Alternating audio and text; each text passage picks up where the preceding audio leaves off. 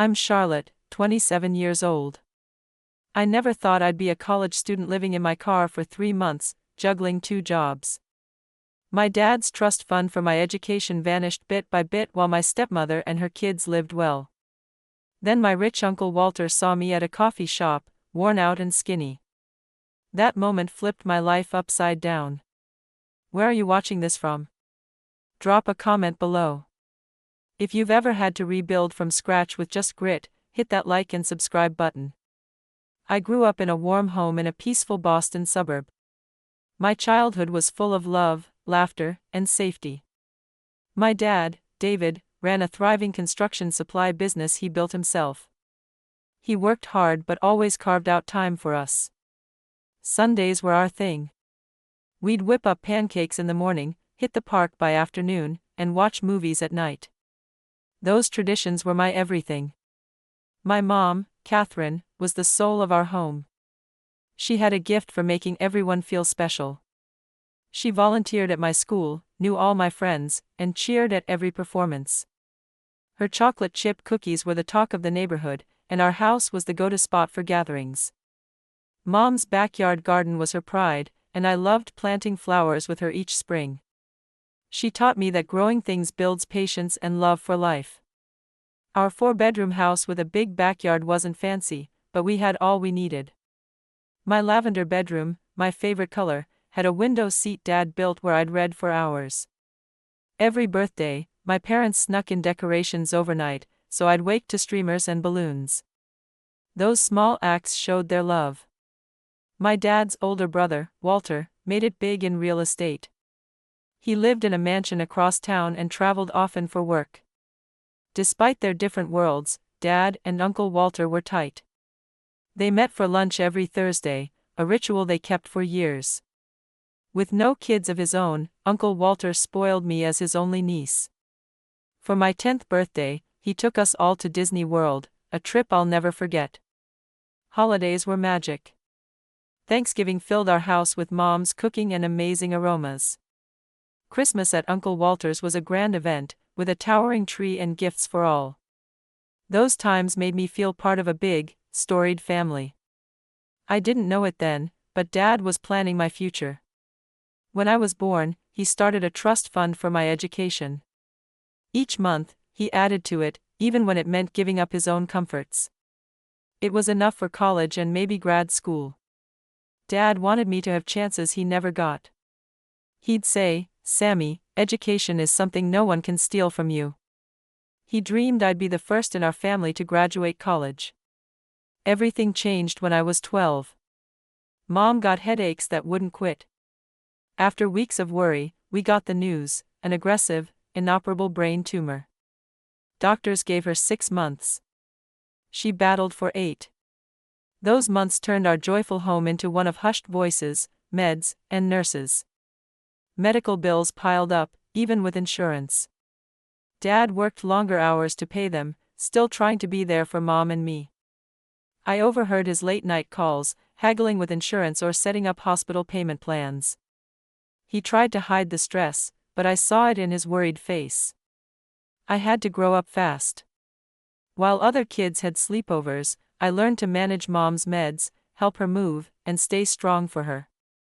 Dad showed me how to cook simple meals, do laundry, and keep the house going. We were a team, bound by love for Mom and a mission to keep her comfortable. Mom passed in spring, just as her garden started blooming.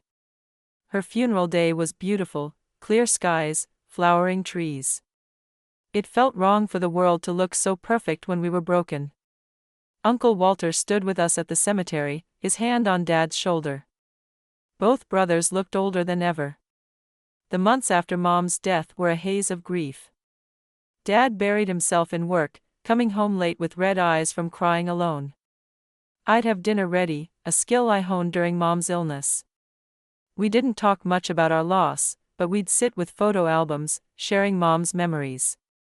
Those quiet nights deepened our bond, even in pain. Uncle Walter drifted away during this time. He still came for occasional dinners and my birthday, but the Thursday lunches with Dad ended. I later learned he disagreed with Dad's choices for Mom's care, causing a rift. Dad never badmouthed Walter, but their closeness faded. Despite the sorrow, Dad and I found a new rhythm. We kept some of Mom's traditions and made new ones. I worked hard at school to honor both my parents.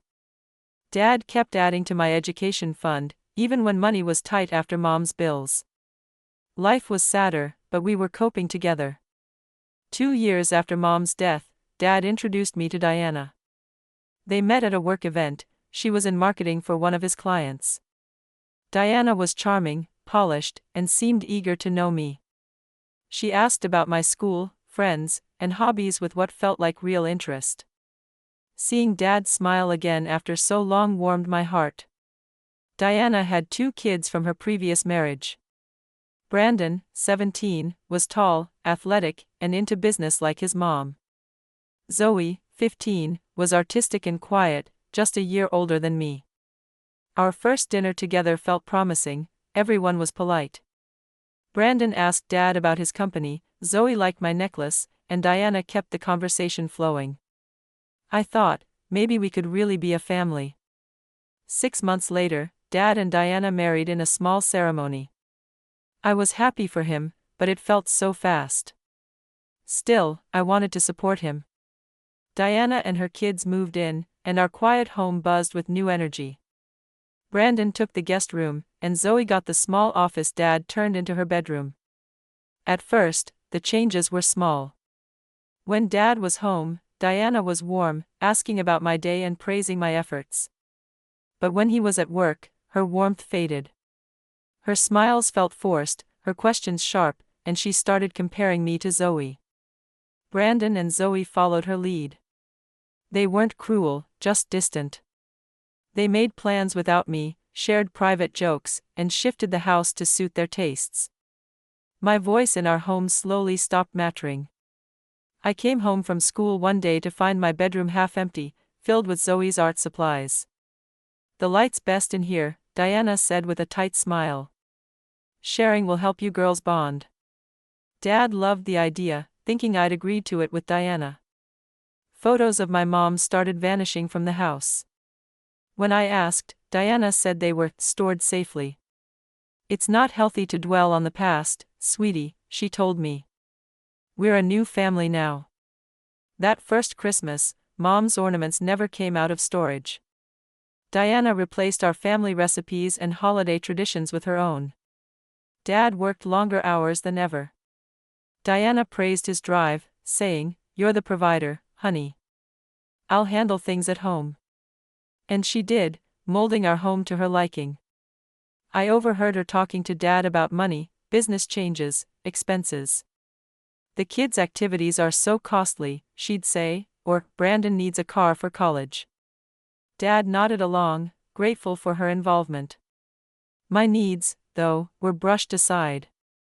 When I asked for school trip money, Diana called it frivolous.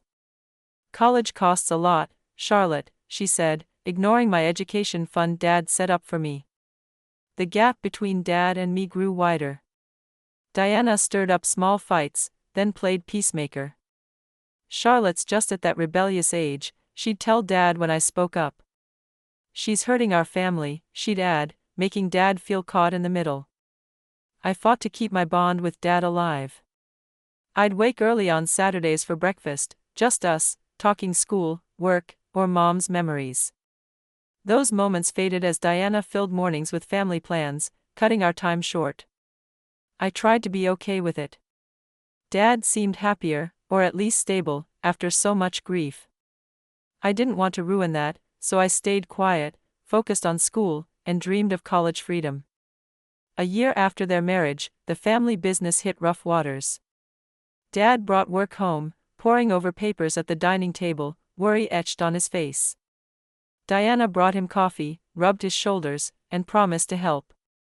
She joined his business meetings and dinners, acting like his partner in everything. By 16, I felt like a stranger in my own home. My bedroom, now Zoe's too, was redone to her taste. Meals revolved around Brandon's sports and Zoe's art classes. My school wins were noted, but Diana's kids always stole the spotlight. It was clear I wasn't part of their real family. One Tuesday in junior year, a call shattered everything. In chemistry class, the school secretary's grim face pulled me to the office. Principal Martinez said Dad had been in a car accident, hit by someone running a red light. He was critical at Boston Memorial Hospital. Diana was already there when I arrived, Brandon and Zoe by her side. She spoke to doctors with calm authority, barely nodding when she saw me. Words like internal bleeding and minimal brain activity hit me like bricks. I couldn't process it. They let me see Dad briefly. Machines surrounded him, his face bruised beyond recognition. I held his warm, still hand and said I loved him. I talked about our last beach trip, building sandcastles like when I was little. I vowed to make him proud, unsure if he heard me, but I had to say it. 3 hours later, he was gone. My dad, my anchor, was taken from me.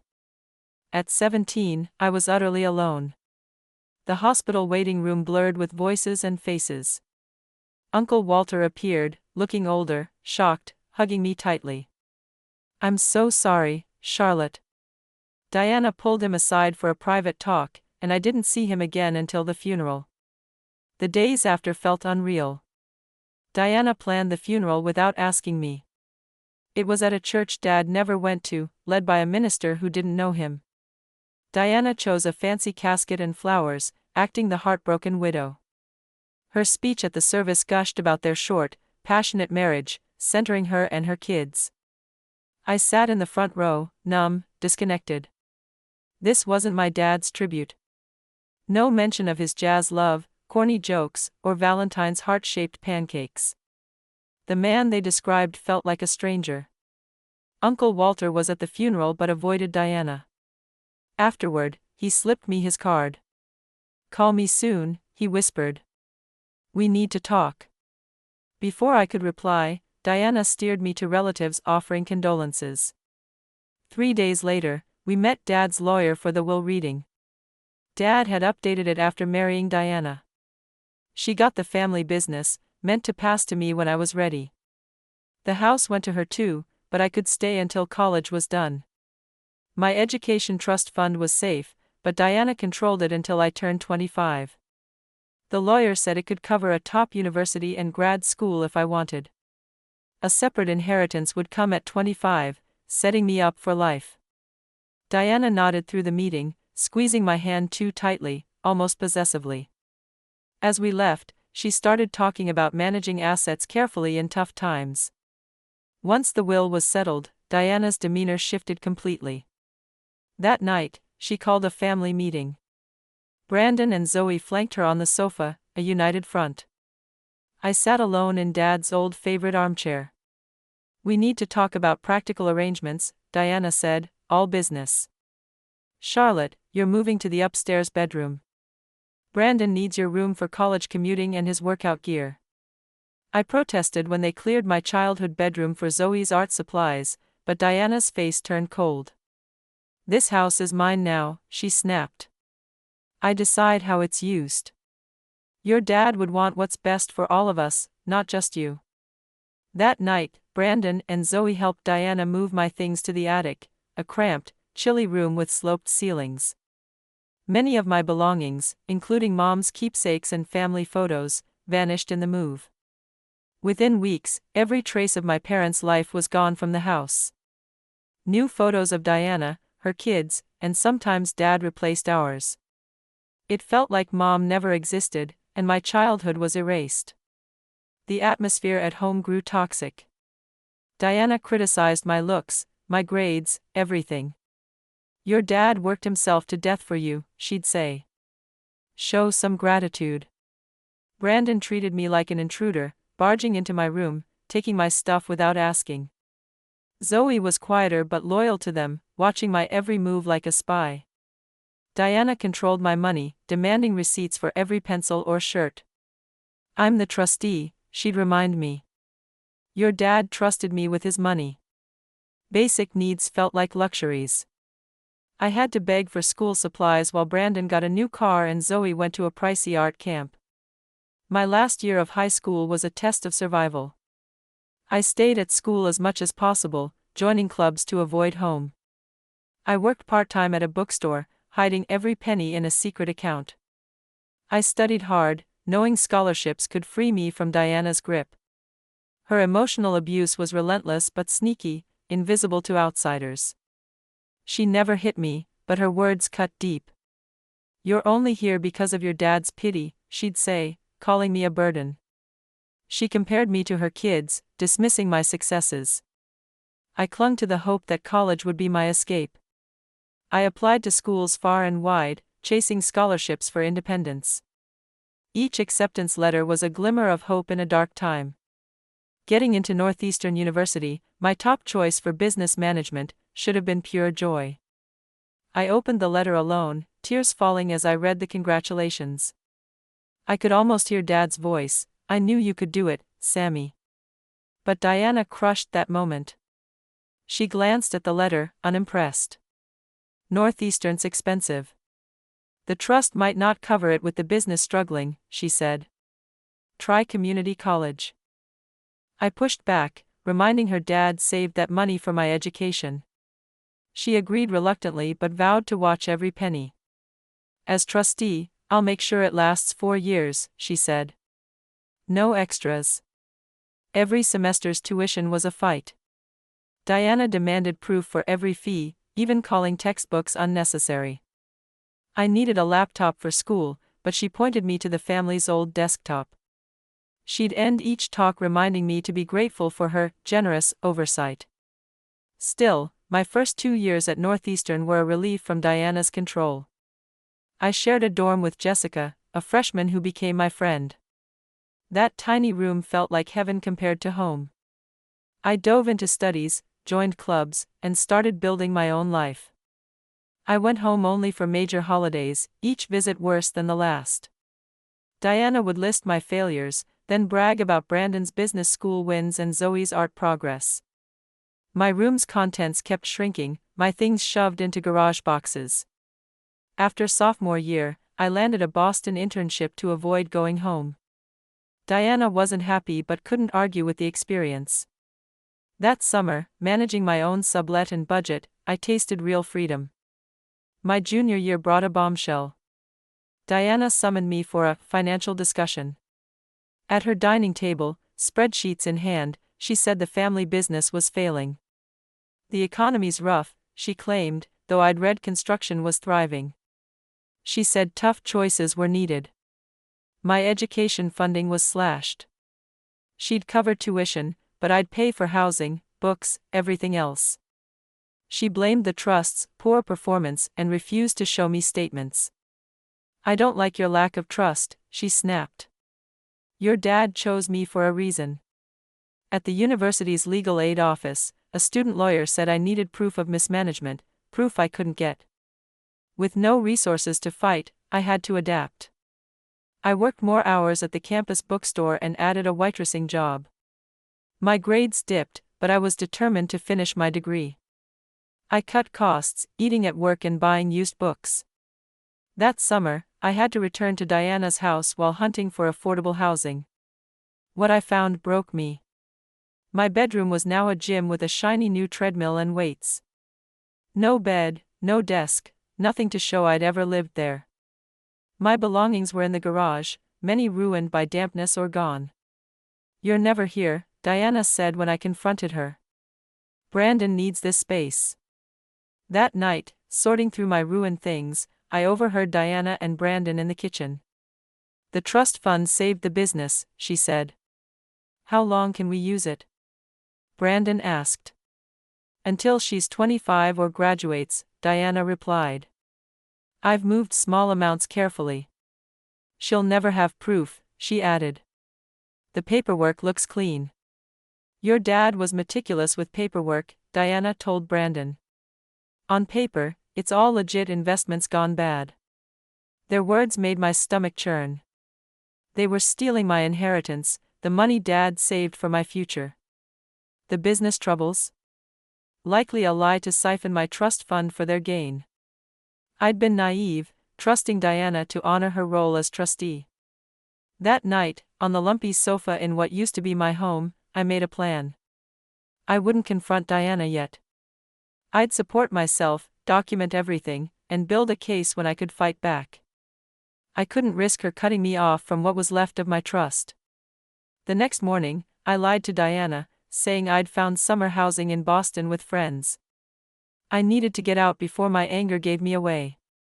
I packed what little I could save from the garage, gave a curt goodbye to the family that never wanted me, and drove to the city with no plan but survival. My first night in my car, parked in a Walmart lot outside Boston, was terrifying. Every noise startled me, every passing car felt like a threat. I arranged my few belongings in the back seat and trunk, making a tiny bed in the driver's seat. My Honda Civic, Dad's 16th birthday gift, was now my only home. With 2 months until the fall semester, I needed work and a routine to live in my car unnoticed. My school year savings wouldn't last, especially while hiding my situation. I joined a 24-hour gym for $30 a month. It gave me showers, restrooms, and a safe spot during bad weather. I went at 5:30 a.m. when it was quiet, showering and getting ready without drawing eyes. Finding safe parking was a skill I honed.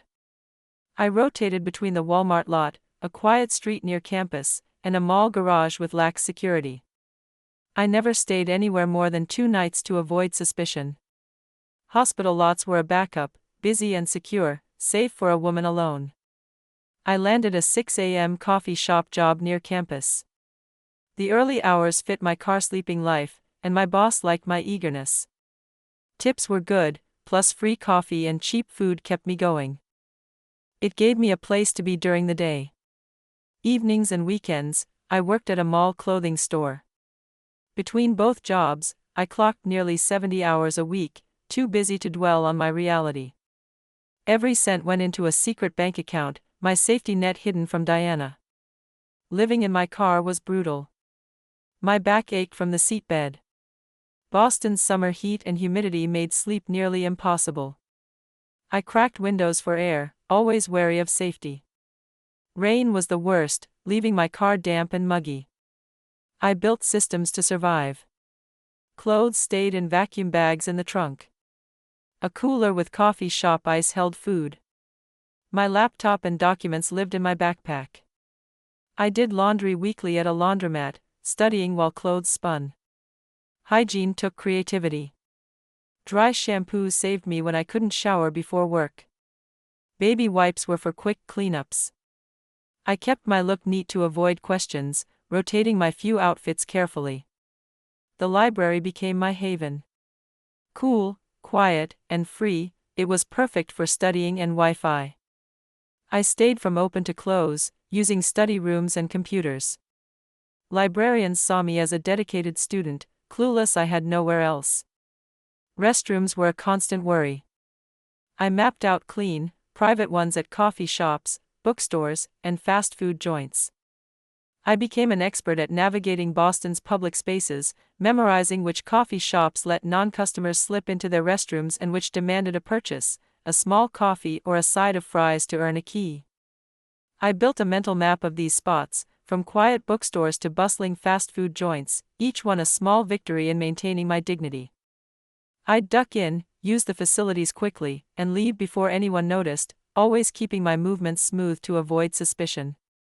Every restroom was a lifeline, a way to hold on to normalcy while living out of my car, and I guarded that secret fiercely. Meals were a careful balance of cost and convenience, planned with precision to stretch my meager funds. Breakfast came from coffee shop leftovers, muffins or croissants past their prime, handed over by a kind coworker who'd otherwise tossed them. I'd eat them in the break room, grateful for the free fuel to kickstart my day. Lunch was basic, peanut butter sandwiches I'd smear together in my car, the jar tucked in my trunk, or protein bars stuffed in my backpack for days when I barely had time to breathe. Dinner felt like a small indulgence, a grocery store salad or a pre-made turkey sandwich, eaten in the dim glow of my car's interior light or on a park bench when I needed to feel human. I'd watch families stroll by, heading to warm homes, and a quiet ache would settle in my chest, longing for the life I'd lost. This nomadic existence became my new normal, a rhythm I mastered through sheer necessity. I learned to fold my clothes tightly in vacuum bags to avoid wrinkles, timed my gym showers for the early morning quiet, and stretched every dollar like it was my last. I could pack up my car in minutes, ready to move to the next safe spot. But the loneliness was a relentless shadow, pressing down hardest in the quiet moments. At the coffee shop, I'd laugh with customers, banter with coworkers, but never let slip the truth that I had no home, no family waiting for me. My college friends were away for the summer, and I sidestepped their calls and texts, too proud to admit I was sleeping in a Walmart lot, too ashamed to weave more lies. I told myself I was strong enough to handle it alone, but the isolation carved a hollow space inside me, a constant reminder of how far I'd drifted from the girl I used to be.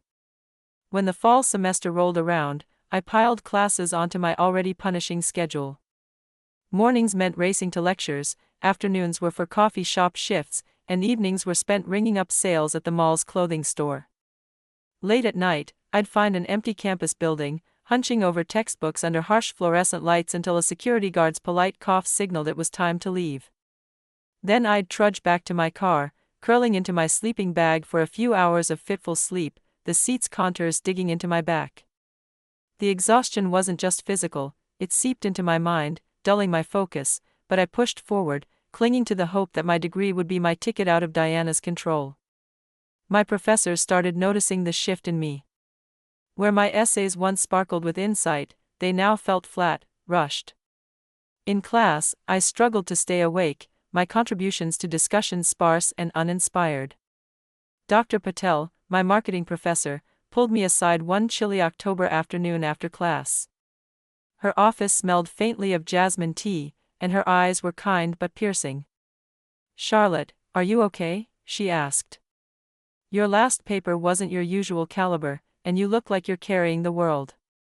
I swallowed hard, pasting on a smile, and spun a story about working extra hours to save for grad school.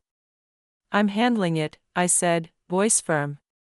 She studied me, unconvinced, but didn't press. Instead, she offered an extension on my next assignment, a small mercy that hit me like a tidal wave. Later, alone in a campus stairwell, I let the tears come, overwhelmed by her compassion and the fragility I couldn't hide. As Boston's fall turned to winter, the cold brought fresh challenges. My car's heater worked, but running it all night drained gas I couldn't afford to replace. I bought a heavy-duty sleeping bag, rated for freezing temperatures, and layered old sweatshirts, socks, even a knit hat to trap warmth. On the bitterest nights, when frost coated my windows and my breath hung in the air, I'd cave and book a cheap motel room. I'd lie in the stiff bed, savoring the warmth, telling myself it was for survival, not weakness. Those nights felt like stolen moments of comfort, but I'd wake guilty, calculating the cost against my shrinking savings. Campus resources became my backbone. The student center had microwaves where I'd heat up instant ramen or leftovers from campus events, guest lectures or club meetings where I'd linger near the snack table, slipping extra sandwiches or apples into my bag for later. The recreation building offered lockers, a safe spot for my textbooks and spare clothes, easing the weight of my overstuffed backpack.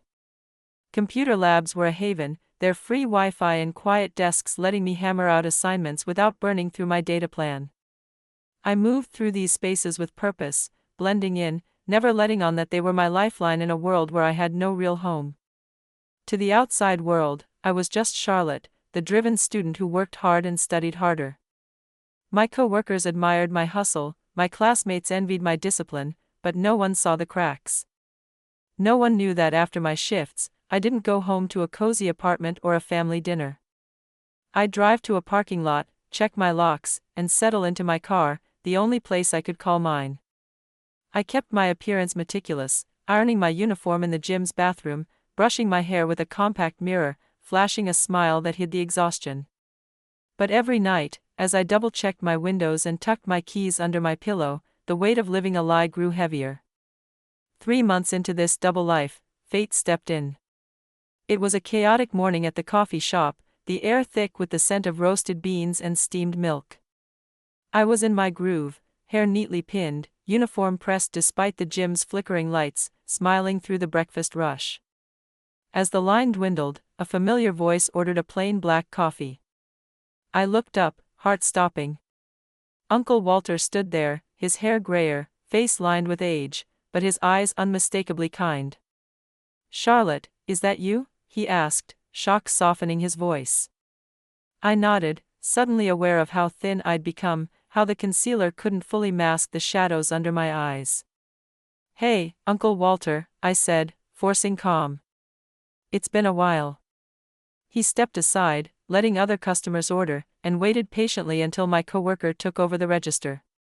My manager, sensing something personal, waved me off for a quick break.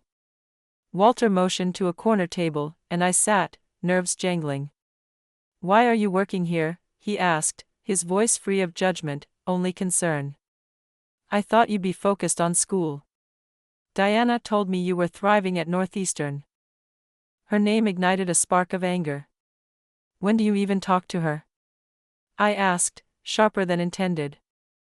"Rarely," he said, unfazed. "Just occasional calls about the business. We're not close." He leaned in, eyes searching mine. "Charlotte, you look worn to the bone. Are you okay?"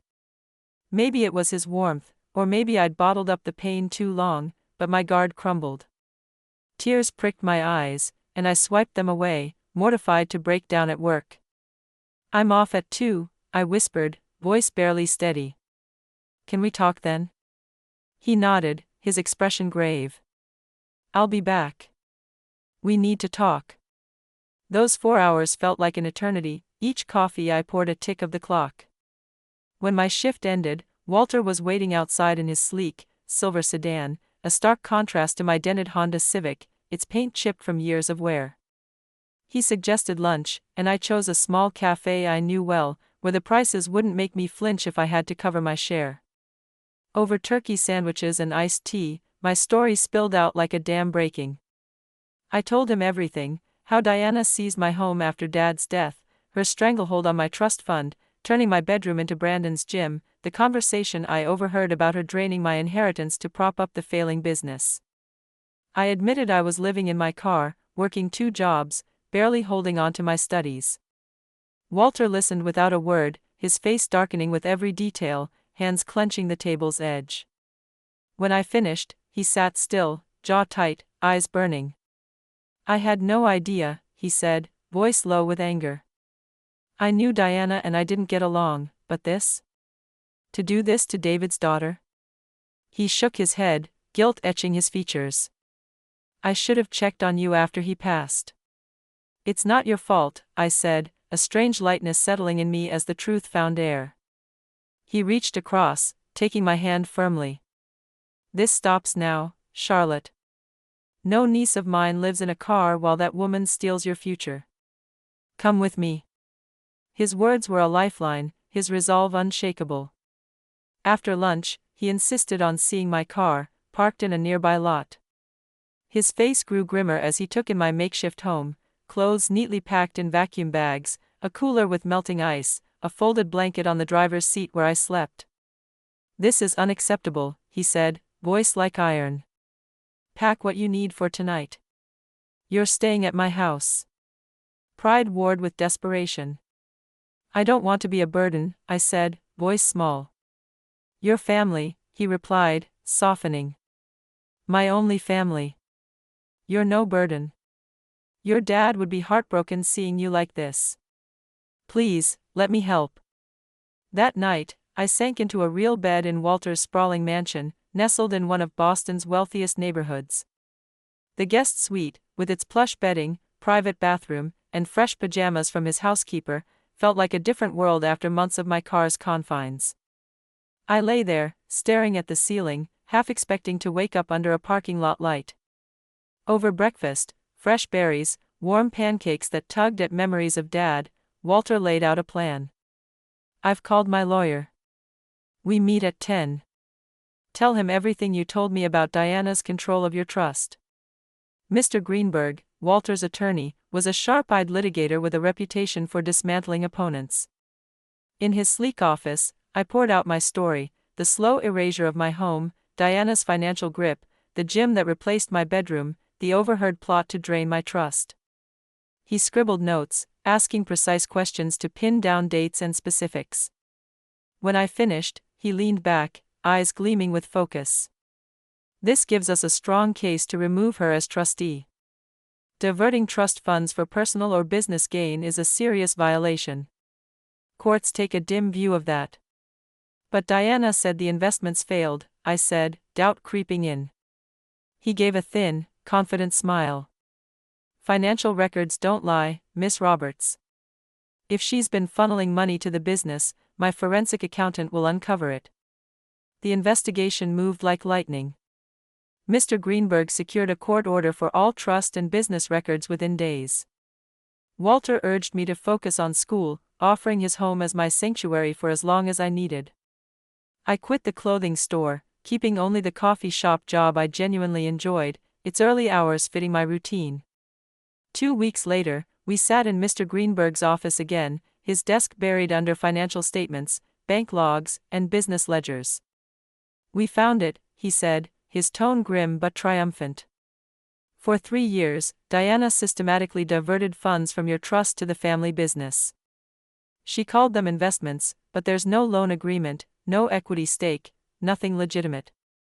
The business has been hemorrhaging money, and she used your trust as her personal piggy bank." The numbers hit like a punch, nearly $200,000 gone, leaving just a sliver of my fund. Worse, Diana had taken exorbitant trustee fees and used trust money for her kids' expenses, Brandon's shiny new car, Zoe's pricey art camp.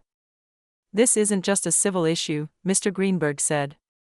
"There's clear evidence for criminal fraud and embezzlement charges." He turned to me. "How do you want to proceed?" Walter looked at me, his expression steady. "It's your decision, Charlotte. We can pursue criminal charges, civil recovery, or both. Either way, she's done as trustee." I thought of Diana, Brandon, and Zoe, methodically pushing me out of my own home, stealing the future Dad had painstakingly built for me. I remembered the suffocating summer nights in my car, the bone-deep ache of endless work shifts, the humiliation of scraping by while they lived comfortably on my inheritance. "Both," I said, voice unwavering. "Civil and criminal. They need to face the consequences of what they did." The confrontation unfolded in Mr. Greenberg's office, a sterile space that felt charged with tension. Diana arrived with her lawyer, a nervous man who seemed dwarfed by the stakes. She sat poised, her face a mask of control, until Mr. Greenberg began laying out the evidence: bank transfers, falsified investment logs, receipts for personal expenses charged to my trust. Her composure cracked, eyes flickering as the paper trail tightened around her. "These were legitimate business investments," she insisted, voice sharp. "David would have wanted the company preserved for Charlotte's future." "Then why no formal agreements?" Mr. Greenberg countered, his tone cutting. "Why conceal the transfers in the trust accounting? And why were Brandon and Zoe's personal expenses, cars, art programs, paid from trust funds?" Her lawyer leaned in, whispering urgently, but Diana brushed him off with a flick of her hand. "I did what was best for the family," she said. "The business needed capital, and the trust was just sitting there." "It wasn't just sitting there," I said, my voice rising with years of pent-up anger. "It was my future, my education, my security. Not your bailout fund or Brandon's car payment." Diana's eyes narrowed to slits. "You've always been so entitled, Charlotte, expecting special treatment because you were David's precious daughter. He spoiled you, and now you repay his memory by attacking the business he built." Walter, who'd been silent, leaned forward, his voice low and fierce. "The business failed because of your mismanagement, Diana, not Charlotte's fault. David built a thriving company, you ran it into the ground and stole from his daughter to cover your mistakes." Diana turned on him, her face twisting with venom. "You were always jealous of David's success, his family. That's why you've turned Charlotte against me, you couldn't stand me carrying on his legacy." "My brother and I had our differences," Walter said, calm but unyielding.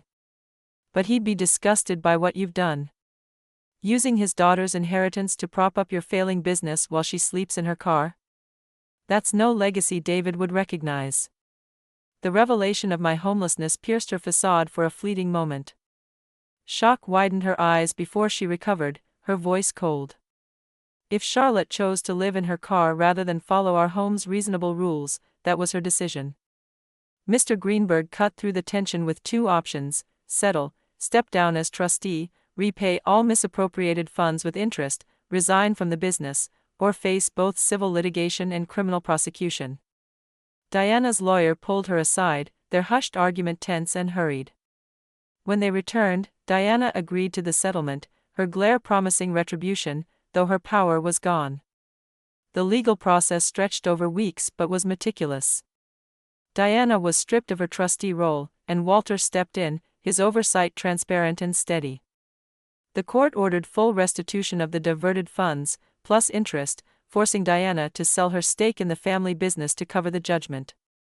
The company was placed under professional management, with regular reports sent to me, preparing me to decide its future when I was ready. Despite the settlement, the district attorney pursued criminal fraud charges, armed with Mr. Greenberg's airtight evidence. Diana accepted a plea deal, probation, community service, and a permanent mark on her record that barred her from ever holding a financial position again. Walter was my anchor through it all, insisting I focus on school and healing while he managed the legal and financial fallout. "Your dad was the responsible one," he told me one evening over dinner, his eyes distant with memory. "He'd never have let this happen if he were alive. The least I can do is set it right." He shared stories of Dad's youth, their boyhood pranks, their early business ventures, the brotherly bond that held strong until Mom's death strained it. "I saw through Diana from the start," he admitted, voice heavy with regret. "But David was so lost after Catherine's death, so vulnerable. When I tried to warn him, it pushed us apart. I should have fought harder to stay close to you both." He revealed his own cancer diagnosis, kept secret to spare Dad during his grief. By the time I was in remission, Diana had her claws in, and I was shut out. These conversations peeled back layers of our family's history, helping me understand the rifts that left me so alone. They also forged a new bond with Walter, one rooted in shared loss and newfound trust, healing wounds I'd carried for years. With my trust fund restored and the settlement funds secured, I could finish my education without the crushing weight of financial stress. I moved into a small but cozy apartment near Northeastern's campus, its warm walls and soft bed a stark contrast to my car's cold confines. I donated the sleeping bag, cooler, and other relics of my homeless days, each item a reminder of a life I was ready to leave behind. The family business, now under skilled management, began to recover, its profits climbing without Diana's reckless decisions. I received detailed reports, learning the ins and outs of the company Dad had built, preparing me to choose whether to run it or sell it down the line. Diana, Brandon, and Zoe left Massachusetts after the settlement, retreating to a quieter life in another state. Word from old acquaintances painted a picture of their diminished circumstances, Diana's reputation in the business community shattered, their lifestyle a shadow of what it was. I felt no satisfaction in their downfall, only a quiet relief that they were no longer part of my world, their influence finally severed. Rebuilding my life after months of homelessness and years of emotional abuse was a slow, uneven process. Even with a safe apartment and financial security, the trauma clung to me. I'd wake in the night, heart racing, certain I was back in my car, the hum of a distant highway in my ears. I hoarded canned goods in my pantry, kept an emergency bag packed with essentials, unable to fully trust that stability would last. Walter noticed these habits, the way I flinched at sudden noises or checked my locks twice. "There's no shame in seeking help," he said gently one evening. "What you went through would leave scars on anyone." On his advice, I started therapy with Dr. Morales, a specialist in family trauma and displacement. In her calm, softly lit office, I began untangling the grief of losing both parents, the sting of Diana's betrayal, and the deep shame of my homeless months. "Your hypervigilance, your anxiety, they're normal responses to extraordinary pain," she told me. "Those tools helped you survive. Now we can build new ones for the life you're creating." With her guidance and Walter's unwavering support, I started to heal, piece by piece, learning to trust in safety again. I built new routines that fed my soul rather than drained it. I scaled back my coffee shop hours to a manageable part-time schedule, giving me time to breathe and focus on school. In my tiny apartment kitchen, I rediscovered the joy of cooking, simple stir-fries, hearty soups, meals that warmed me from the inside out. The act of chopping vegetables or stirring a pot felt like reclaiming a piece of myself, a small luxury after months of cold sandwiches. My academic performance rebounded as my life stabilized, my essays sharp again, my voice confident in class discussions. Professors, including Dr. Patel, noticed the change, commenting on my renewed energy. She became a mentor, guiding my growing interest in business ethics toward a career that could make a difference. Walter and I forged a new kind of family, one built on choice and care rather than obligation. We started a tradition of Sunday dinners, just the two of us, over plates of roasted chicken or pasta, sharing stories of Dad's life, his goofy teenage schemes, his relentless drive to build his business. Through Walter's memories, I saw Dad as more than the grieving man I'd known. I saw the dreamer, the fighter, the brother. These nights became a cornerstone, grounding me in a sense of belonging I hadn't felt since Mom's garden days. The legal victory over Diana was more than financial, it was validation. The court's ruling confirmed that I hadn't imagined the wrongs, hadn't exaggerated the pain. That acknowledgement dismantled years of gaslighting, freeing me from the doubt Diana had planted. As the immediate crisis faded, I began volunteering at a local youth shelter, drawn to kids who, like me, hid their struggles behind brave faces. I understood their pride, their shame, their desperate need to seem normal. Without sharing my full story, I offered empathy and practical advice: where to find safe parking, how to access free resources. That work led to a part-time role coordinating services for college students facing homelessness, a group larger and more invisible than most realize. The job was healing, transforming my pain into purpose, giving meaning to the hardest months of my life. Inspired by this work, I added courses in nonprofit management and social entrepreneurship to my business degree, envisioning a career that could blend financial success with social good. My senior thesis, a deep dive into housing insecurity among college students, proposed actionable solutions, campus resource hubs, emergency grants, and earned praise from my professors. Graduation day was a milestone I once feared I'd never reach. As I crossed the stage, diploma in hand with honors, Walter's proud smile lit up the crowd. In that moment, I felt Dad's presence, his dream for my education fulfilled against all odds. Post-graduation, I faced a choice about the family business. Walter's guidance had taught me its potential and pitfalls. Rather than sell or dive into management, I chose a middle path. I retained ownership but installed a skilled team, setting strict ethical guidelines and policies that prioritized employees. I joined the board, learning the ropes while pursuing my passion for social enterprise. The trust fund, once a raw wound torn open by Diana's betrayal, transformed into a symbol of hope under Uncle Walter's vigilant care.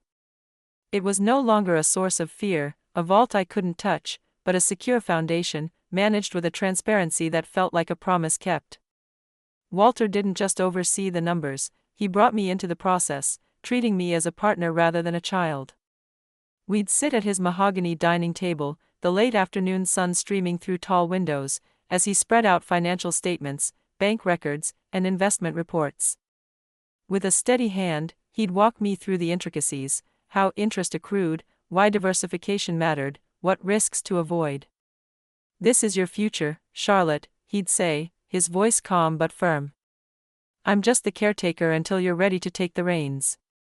That moment would come at 25, when the trust would fully transfer to my control, and I'd step into it equipped with the financial acumen Walter taught me, lessons my dad, with his meticulous savings and dreams for my education, never had the chance to share. Each session with Walter was a bridge to that future, a way to honor Dad's vision of giving me security, a vision Diana had nearly destroyed with her greed. Those hours with Walter weren't just about numbers, they were a reclamation of my place in the world. He'd pour us coffee, his housekeeper bustling in the background, and tell me stories of Dad's early days, how they'd scrimped to start their first venture, how Dad's stubborn optimism turned a small construction supply shop into a thriving business. These weren't just lessons in finance but in legacy, in the kind of person I wanted to be. Walter's guidance filled a gap left by Dad's death, giving me the tools to protect what was mine and to build a life that reflected my values. By the time I'd take control at 25, I'd be ready, not just to manage money, but to carry forward the integrity Dad had instilled in his work, the integrity Diana had tried to erase.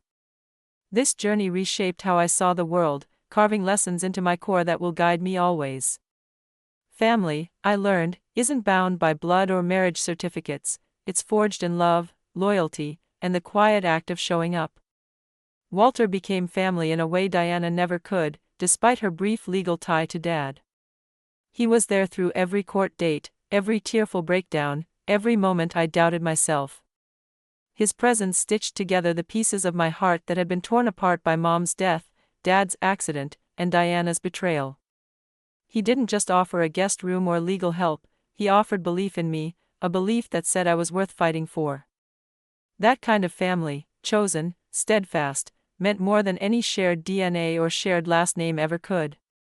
Asking for help was a hurdle I nearly didn't clear. After years of surviving alone, scraping by in my car, I'd built my independence like armor, convinced it was all I had.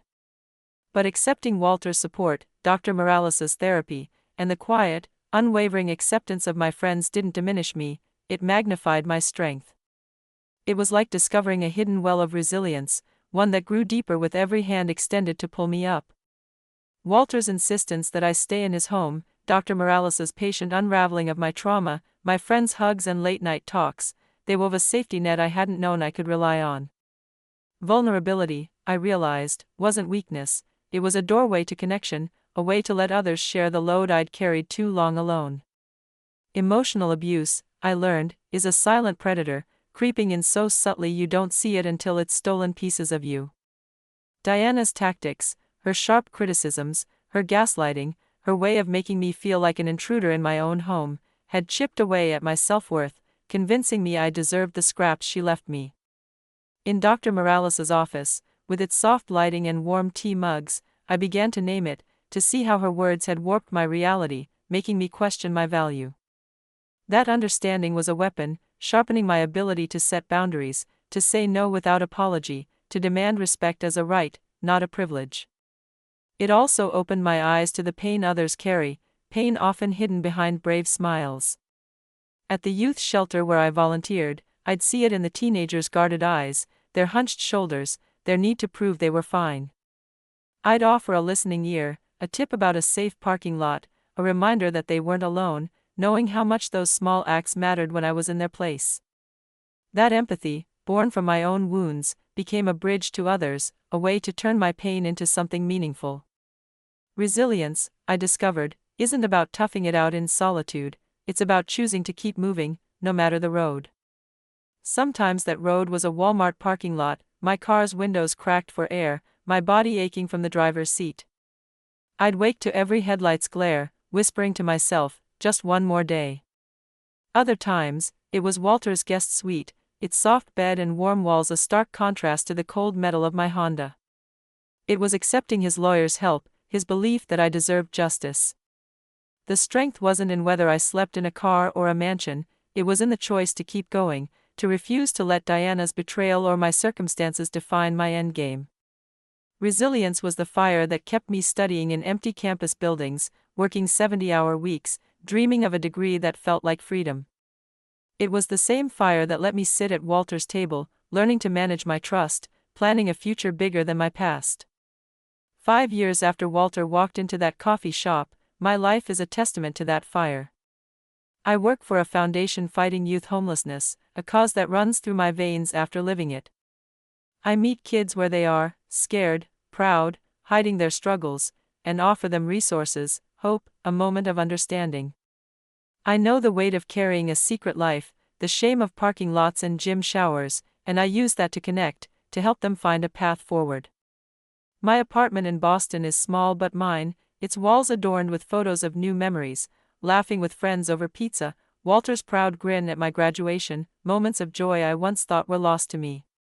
It's a space filled with warmth, with the scent of home-cooked meals, a far cry from the cold salads I ate in my car. My friends know my story, every jagged edge of it, the homelessness, the betrayal, the fight to reclaim my life, and they love me not despite it, but because of it. Their acceptance is a gift, a reminder that I'm enough as I am. Walter and I are family in a way that feels like a miracle, a bond forged through shared loss and hard-won triumphs. Our Sunday dinners are a ritual, plates piled with roasted chicken or creamy pasta, stories of Dad's youth filling the air. He tells me of their teenage adventures, sneaking into concerts, dreaming up business plans over cheap diner coffee, and I see Dad as the dreamer he was before grief reshaped him. These nights ground me, giving me back pieces of my past while building a future with someone who chooses to stand by me. Walter's cancer, now in remission, is a quiet backdrop, a reminder of how fragile time is, how precious our connection has become. The pain of my past hasn't vanished, and perhaps it never will.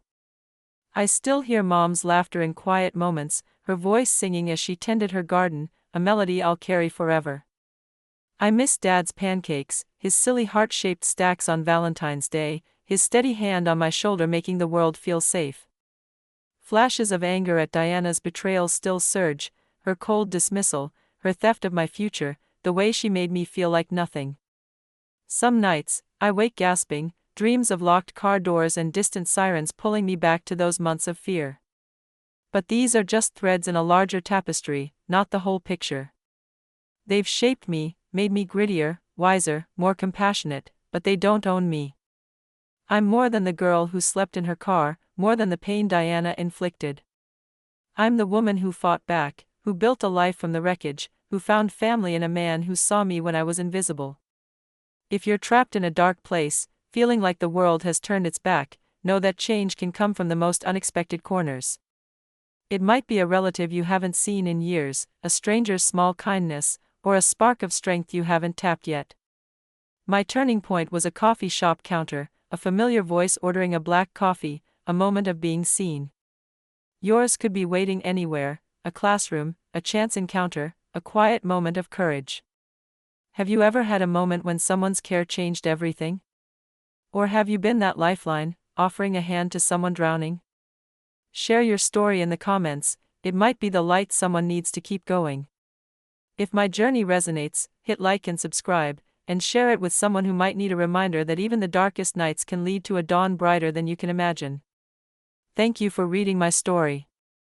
Yours is still being written, and the next chapter could hold hope beyond your wildest dreams.